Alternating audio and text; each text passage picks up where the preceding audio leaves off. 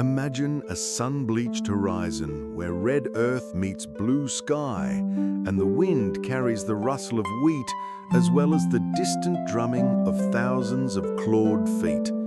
It's 1932 in Western Australia, a country still licking the wounds of the Great War and the Great Depression, when an unlikely enemy threatens to bring hungry farmers to their knees.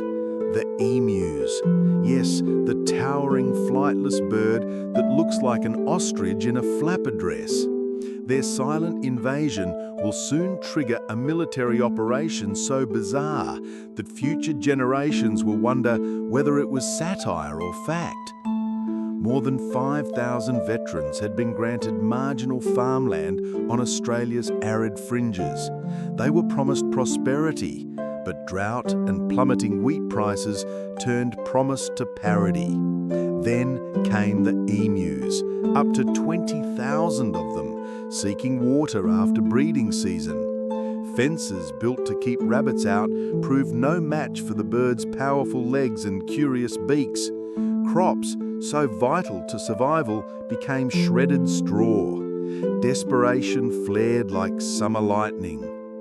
In this 9-part journey, we'll trace how a logistical afterthought ballooned into a newsreel sensation, why talented marksmen couldn't defeat birds that can't fly, and what the so-called war reveals about colonial agriculture, conservation, and the stories nations choose to remember or forget.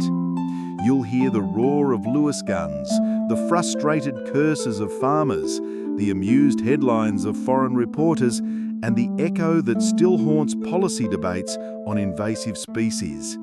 Stick around to end for a surprising modern twist and to find out how today's Australians view this feathered fiasco. If you love wandering down history's lesser-known trails, tap subscribe, ring the bell, and join the Lost Chapters community so you never miss an expedition. Ready your binoculars and your sense of absurdity because the battle begins now. Before we roll tape, you'll glimpse period photos, maps, and diary snippets. Let them remind you that beneath the humour lay real hardship. Grab a mug of billy tea, lean back, and let's meet the birds. While you listen, picture the crumbling homesteads, the children hiding behind rain barrels, and the farmers counting every bullet like a rationed coin. Those living tableaux will keep the stakes clear when the story veers toward the ridiculous, ensuring the pulse of 1932 never fades from view.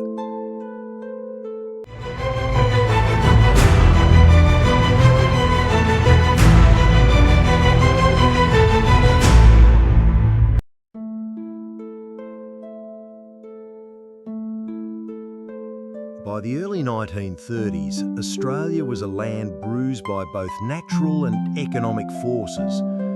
The Great Depression had tightened its grip. Unemployment was soaring. Wheat prices had plummeted, leaving farmers on the brink of collapse. Many of these farmers weren't seasoned agriculturalists, but ex-soldiers, veterans of the Great War, who'd been given plots of land under a soldier settlement scheme designed to reward their service and populate rural areas. The idea was noble, the reality was punishing. These blocks were often in remote, arid regions with poor soil and little infrastructure. With barely enough support from the government, many struggled from the outset.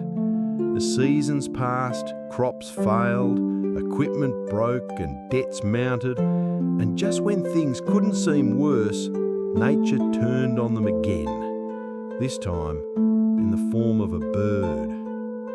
The emu, Australia's second largest native bird after the ostrich, is flightless, fast, and surprisingly intelligent.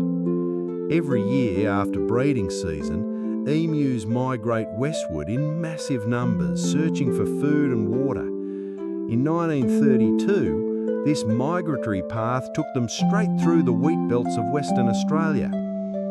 Tens of thousands of emus descended on the farmlands like a feathery tidal wave. Fences meant to deter rabbits proved useless. The birds tore through crops, knocked over water supplies, and trampled down whatever they couldn't eat. For the struggling settlers, this wasn't just a nuisance, it was a threat to survival. They pleaded with the government for help. Some suggested bounty systems, others wanted stronger fences, but one particularly bold proposal stood out: call in the military. The very idea seemed absurd. Deploy soldiers with machine guns to deal with birds? But to the desperate farmers, it sounded like salvation. And for a government anxious to show support for its veteran settlers, it was an appealing public gesture. Thus began the planning for what would later be mockingly dubbed the Great Emu War. It wasn't officially a war, of course, but it involved real soldiers, real weapons, and very real confusion. And it's here, at the dusty crossroads of desperation, absurdity, and misplaced confidence, that our story truly begins. In the next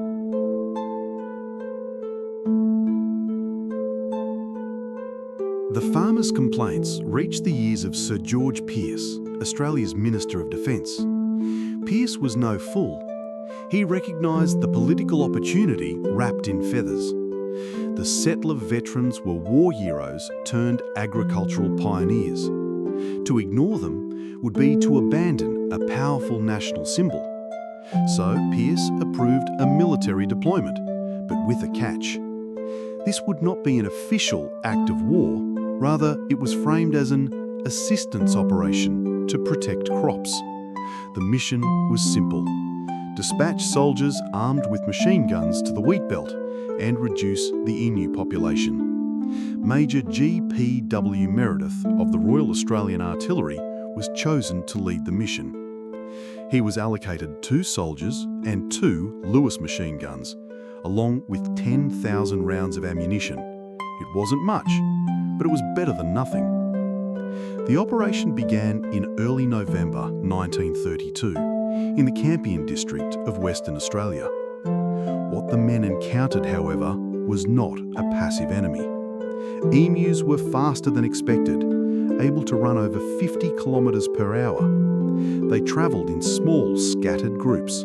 They would scatter and regroup, never allowing soldiers to get close enough to fire in a concentrated way. The birds also showed an uncanny ability to dodge fire. Meredith noted that they behaved like trained guerrilla fighters. The soldiers tried different tactics. They mounted one of the guns on a truck, hoping to chase the emus at high speed, but the rough terrain made accurate shooting impossible. The gun jammed repeatedly. They pursued a group of 1,000 emus and managed to kill only a handful. Farmers watched in disbelief as the mighty Australian Army was repeatedly outmanoeuvred by birds. By the end of the first week, fewer than 300 emus had been killed. The soldiers had used hundreds of rounds with minimal results. The press caught wind of the fiasco and had a field day. Headlines declared, "Emus outwit army," and "Military defeated by birds." International newspapers mocked the Australian government. The operation had turned into a public relations disaster. But for the settlers, the threat was no joke. Their wheat fields were still being flattened, their water tanks still toppled, and the emus, unharmed and undeterred, kept coming.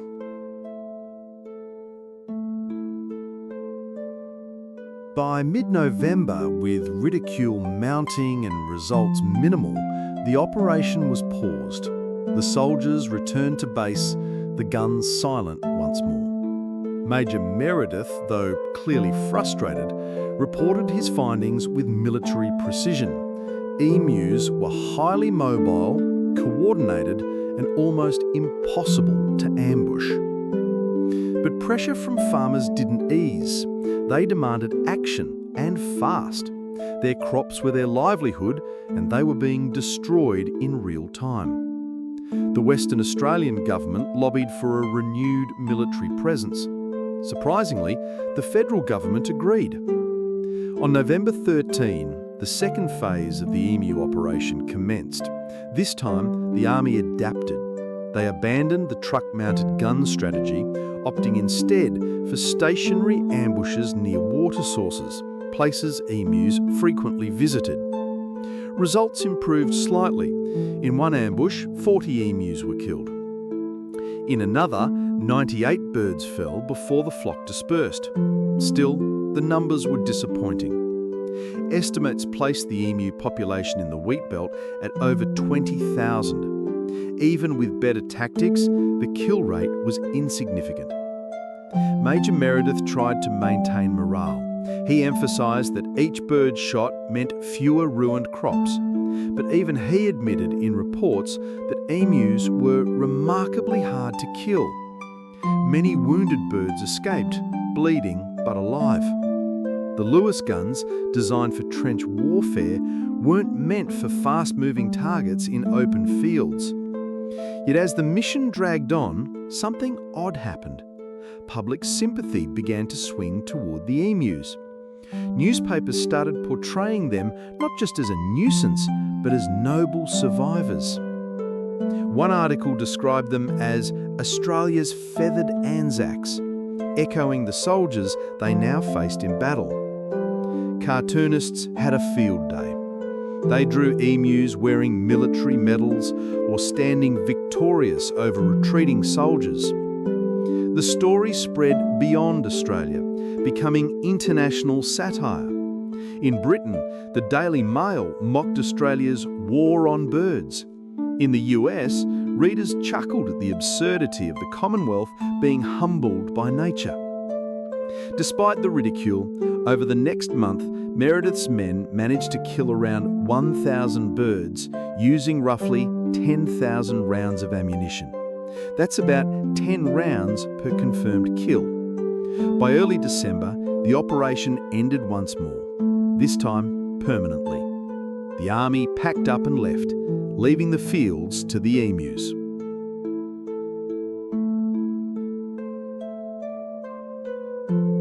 By December 1932, the Emu War had become a national joke. In Parliament, politicians snickered. In pubs, veterans told tall tales of feathered regiments with more discipline than the real army. But behind the humour, frustration simmered. Farmers were still desperate. The emus, untouched by political fallout, continued their march across the wheat belt. Major Meredith, now back from the field, defended his men's performance. He noted that the emus presented a unique challenge. If we had a military division with the bullet-carrying capacity of these birds, he wrote sarcastically, it would face any army in the world. His dry wit, however, couldn't soften the sting of the operation's failure. Officially, the military considered the mission concluded. Unofficially, it was an embarrassment. The government shifted tactics. Rather than deploying soldiers again, they encouraged the use of civilian bounty systems. For every dead emu, a small payment would be made. The logic was simple: motivate local shooters with financial incentives. But even this had its problems. Farmers complained that emus quickly learned to avoid areas where gunfire occurred. They became increasingly elusive, scattering before any shooter could get within range. And worse, proof of kills, usually in the form of emu legs, was sometimes forged or reused by enterprising claimants. Fraud undermined the program. In the background, conservationists and scientists began weighing in. Some argued that the emu wasn't an invader, but a native species following ancient migratory patterns. The real problem, they said, wasn't the bird, it was the expansion of agriculture into habitats long dominated by wildlife. The emus hadn't invaded, the farms had. The government didn't know how to respond. Culling had failed, bounties were flawed, and the public was losing patience. editorials began asking difficult questions. How did Australia, a land known for its tough, self-reliant farmers, get outwitted by birds? And more importantly, what did that say about the country's relationship with its own environment? In a strange twist, some politicians began using the Emu War as political ammunition. They criticised spending on absurd military ventures while schools and hospitals remained underfunded. Guns for birds, one senator scoffed, but crumbs for children. By year's end, the emus were still in the fields, the wheat still flattened, and the settlers still bitter. But the headlines had moved on.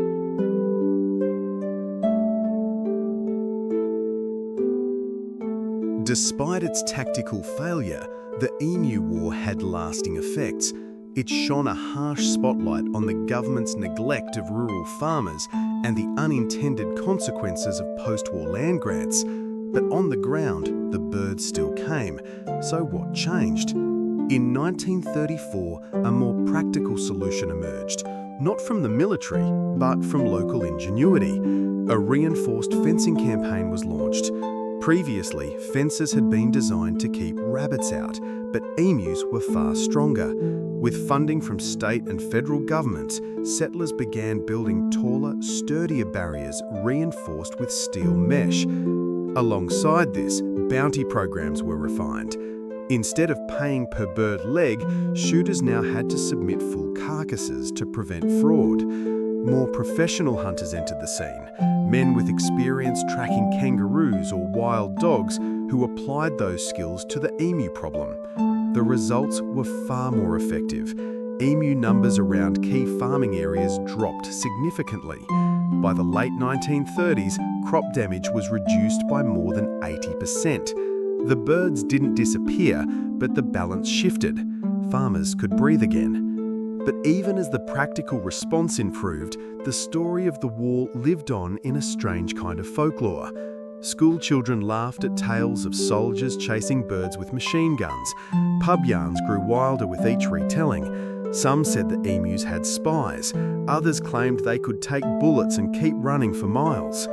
Meanwhile, wildlife experts began advocating for emu conservation. By the 1960s, public opinion had shifted. Emus were now seen less as pests and more as iconic parts of Australia's natural heritage. Ironically, the bird that had once embarrassed the government became a national symbol. The Department of Agriculture, having learned from past missteps, began integrating ecological research into its farming policy. Experts worked to identify migratory corridors and adjust land use patterns accordingly. Instead of fighting nature, they began trying to live alongside it. Still, the original Emu War left its mark. Veterans who had returned to civilian life were reminded once again of how badly systems could fail them. The entire episode served as a cautionary tale, not just about wildlife management, but about the dangers of overconfidence, bureaucracy, and trying to solve complex problems with simple force.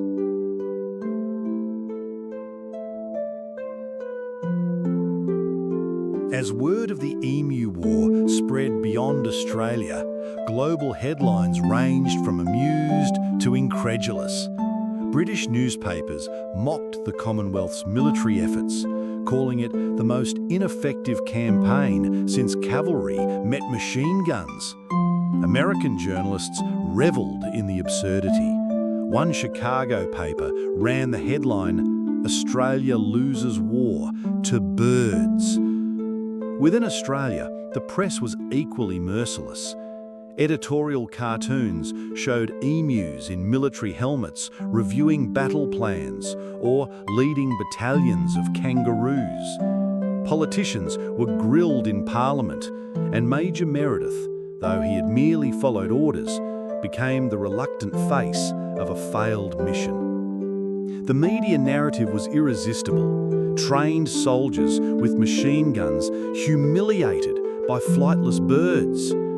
But behind the comedy, the coverage often missed the deeper issues. The story of the Emu War wasn't really about birds versus bullets.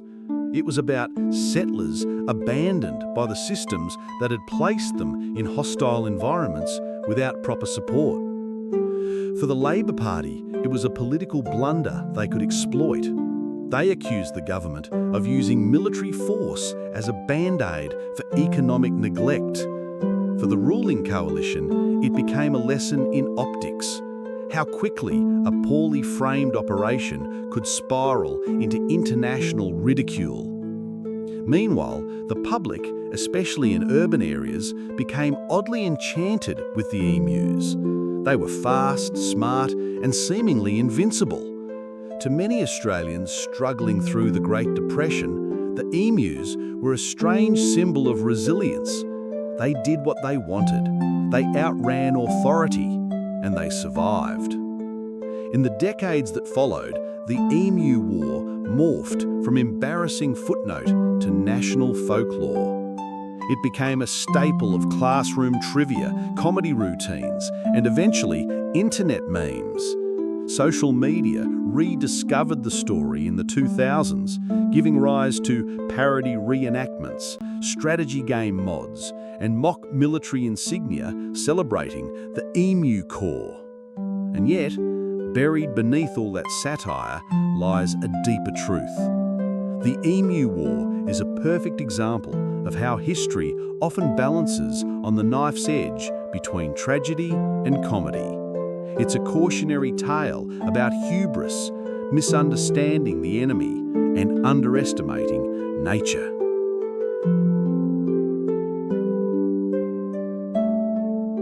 Today, the Emu War stands as one of history's most surreal military episodes, but its legacy is far more nuanced than a punchline. In rural Western Australia, some descendants of soldier settlers still live on lands granted after World War I. For them, the Emu War isn't just a meme, it's family history. The emu itself, once labelled a pest, is now protected under Australian law. With populations stable, the bird is celebrated as a national symbol. It appears proudly on the country's coat of arms alongside the kangaroo, both chosen because neither animal can walk backward, representing a nation that only moves forward. Yet the irony remains. One of the creatures that best symbolises Australia was once targeted with machine guns by its own government. In popular culture, the Emu War has taken on a second life. It's been referenced in stand-up comedy, animated shows, even video games. Students write essays on it, podcasts analyse it, online communities jokingly call for a rematch. But for environmental scientists and historians, the Emu War provides a valuable case study in what not to do. It highlights the importance of ecological understanding, local knowledge, and integrated land management.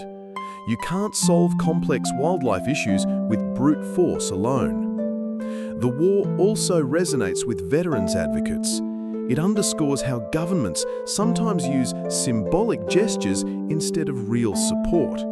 Sending machine guns to the wheat belt made headlines, but it didn't solve the deeper issues facing returning soldiers who were promised prosperity and received hardship. And for those studying propaganda and media, it's a textbook case of narrative spin. What began as a logistical problem became a public joke, then a political controversy, and eventually a myth.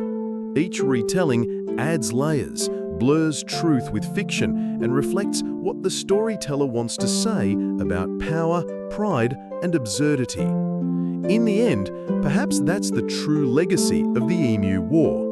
It reminds us that even the most ridiculous stories can carry profound lessons. History isn't just about battles won or lost, it's about how we remember them and why. Now, let's wrap things up by stepping back from the wheat fields and looking at what this feathered fiasco tells us about Australia and ourselves.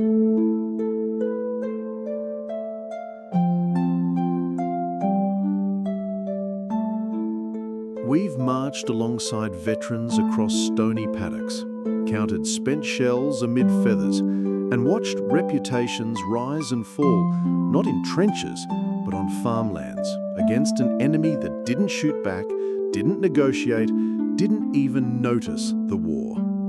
The Emu War may be one of history's strangest conflicts, but it's also one of the most human. It's about the chaos that erupts when nature meets bureaucracy, when desperation meets overconfidence, and when comedy meets consequence. If there's a moral here, maybe it's this: don't bring machine guns to a bird migration. Or, more seriously, look deeper. Behind every odd headline is a story of real people, real struggles, and real consequences. And that's what we do here on The Lost Chapters. Uncover the bizarre, the forgotten, and the unexpectedly profound. If you enjoyed this journey, tap subscribe, hit that notification bell, and join us for more strange but true episodes from the shadowy corners of history. Share this story with a friend who loves odd facts, and let us know in the comments what other forgotten chapters deserve a closer look. Until next time, keep questioning the past, stay curious, and remember, not every battle needs a victor to teach us something worthwhile.